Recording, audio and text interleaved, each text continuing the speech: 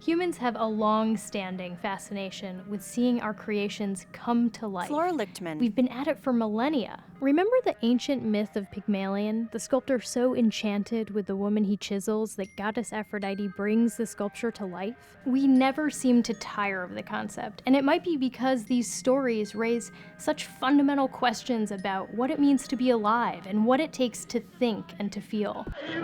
It's alive! But these questions aren't reserved for fiction anymore. We're facing them in real life through the field of artificial intelligence. In 1770, an Austrian inventor premiered his so-called mechanical Turk, a supposedly intelligent automaton dressed in a European conception of Turkish clothing. The automaton played chess, and for decades, the machine delighted audiences throughout Europe and the Americas, beating the majority of its challengers, including Benjamin Franklin and Napoleon Bonaparte. The secret was simple. The intelligence was inside the machine. Hiding inside the cabinet, which people could inspect, was a person, a living, breathing chess master who operated the automaton and defeated the opponents. In the last 250 years, we've made a lot of progress. Robots can amaze without a person hiding inside. But the people creating artificial intelligence today still face deep questions about what intelligence means and how we know when we've created it. In this video, we're exploring what artificial intelligence, or AI, is. We're talking about the differences between how computers and people process information, and we will see some AI in action. Microscopic organisms swim. Words appear. Science forward. AI, artificial intelligence. Suzanne Tamang, PhD, computer scientist, Stanford University. AI is the demonstration of human-like intelligence in machines. It was first coined in the 50s, and people continue to debate what artificial intelligence is and is not, both among the general public and among computer scientists. And now, machines really can play chess. Chess for a long time was considered sort of a pinnacle and marker of intelligence. Andrew Rosenberg. Because it's kind of highly reasoned, only people can do it. And to have a system that in this very sort of constrained, rules-based world can best human intelligence and can demonstrate what we considered to be sort of a pinnacle of intelligence, sort of forced us in a lot of ways to rethink what intelligence is, and then what artificial intelligence is within that. Being smart is knowledge, but it's also knowing how to use knowledge. Susan Epstein. And that combination is what we look for. One way that scientists have attempted to define artificial intelligence is through the Turing Test, named for its creator, pioneering British computer scientist Alan Turing, who began his work in the 1940s. So the basic idea is this. Massimo Pigliucci. I am talking to you right now, and the reason I think, according to Turing, the reason I think that I'm talking to a human being and not a computer is because I get into a conversation and you give me answers that are meaningful in response to my questions and vice versa. The basic idea, therefore, is that if we were having this conversation not face-to-face, but using a computer terminal, and I didn't know whether on the other side of the terminal there was a human being or a computer program, if the conversation keeps going and I still can't tell the difference, and it turns out that it is, in fact, a computer software, a piece of software that is on the other side of my terminal, then I would have to agree that that piece of software is intelligent, that computer is intelligent. I think this is flawed for a variety of reasons. Number one, because you can actually fool human beings very easily. People disagree about using the Turing test as a marker of intelligence. Susan Epstein provides a different framework. The way I teach about artificial intelligence, I talk about something we call an agent. An agent is simply a device or an object or a being that does three things over and over again. It senses its world, perceives it. In animation. It makes some sort of decision based on those perceptions, and then it takes an action based on that decision. And then it starts all over.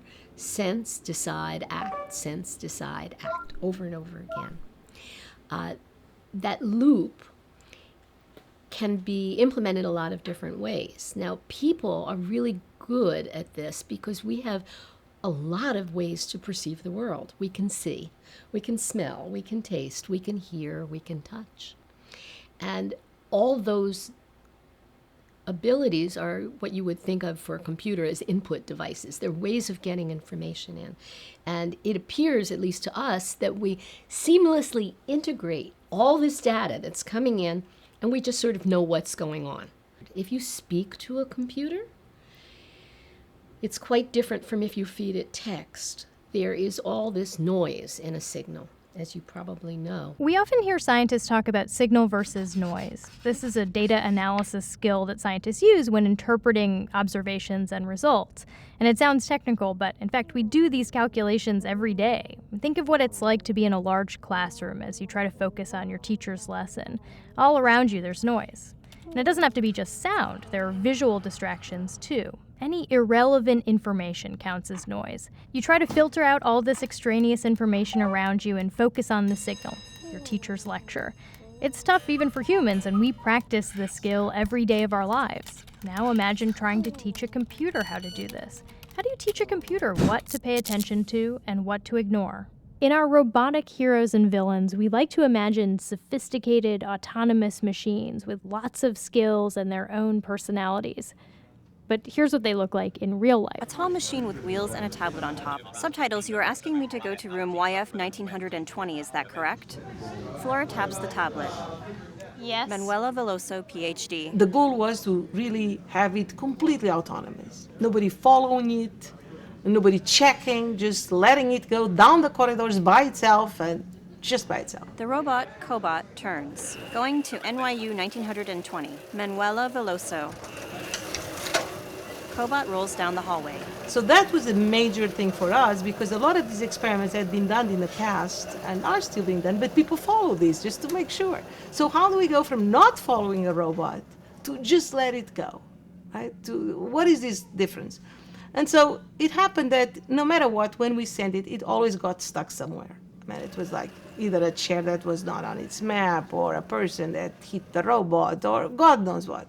So it became a little bit of a frustration to understand that this robot was always never going to be able to be by itself. At one point, I realized that this is it. We still are going to have to deploy this thing. And I conceived this concept of symbiotic autonomy, in which the robot asks for help.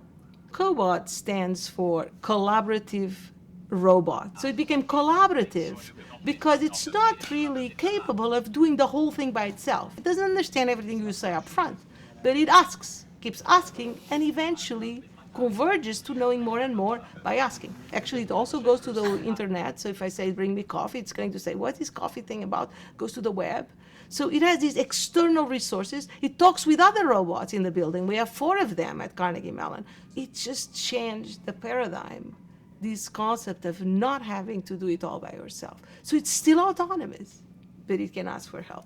So that's why we feel so strongly about this cobot, because it's collaborative with humans, with the web, and with other robots. As cobots move around the building doing tasks, delivering things, escorting people, they can also collect data about the environment, like the strength of the wireless signal in different areas of the office, or temperature in the office throughout the day. For a person, it's very hard to actually acquire these detailed maps. And so you have this machine that, tediously also goes over and over and then creates probabilistic averages. Data sense. Does not take one measurement and knows it all. This robot has moved like for kilometers in the building over at different times, many samples. It goes and it goes and it goes. It brings all that knowledge from tedious repetition and accurate localization in the building that then humans can use to make decisions about knowledge sense, allocation of resources, about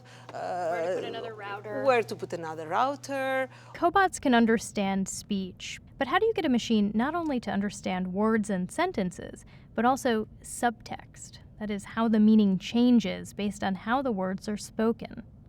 Currently, speech recognition does a pretty good job of recognizing the words you're saying, but generally ignores a lot of the inflection and intonation, which carries a lot of meaning for a human being but unfortunately machines are currently not making particularly good use of. Our natural language is inherently ambiguous. Bonsai. Such as if we say something like, I see a boy playing in the park. So that sentence itself is inherently ambiguous, that which is not clear, are we referring to I am in the park, or are we referring the boy is playing in the park?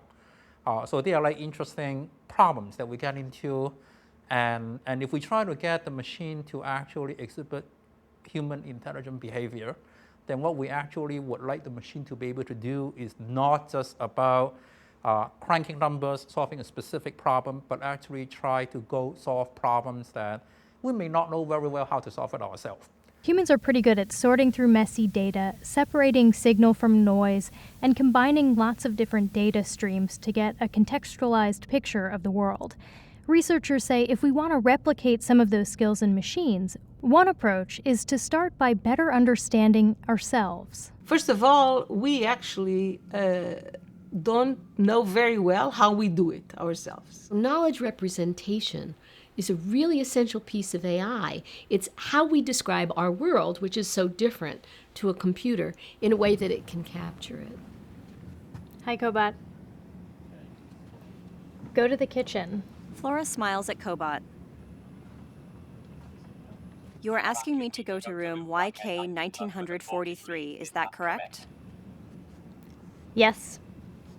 YK 1943. Cobot rolls rapidly through the office. Our view speeds ahead, then slows. I have completed my task. Please press the done button. Words appear. Science forward. cuny.is/science forward.